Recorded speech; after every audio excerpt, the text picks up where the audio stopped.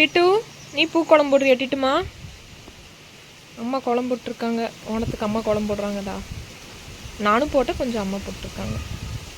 டிட்டு உட்காந்து பூவெல்லாம் எடுத்துன்னுட்டு இருக்கான் ஃப்ரெண்ட்ஸ். இங்கே பாருங்கள் டிட்டு. இந்தா டிட்டு, இந்தா இந்தா டிட்டு, இந்தா இந்தா. டிட்டு கோலம் போட்டிருக்கான் பாருங்க. டிட்டு கோலம் போடுறியா?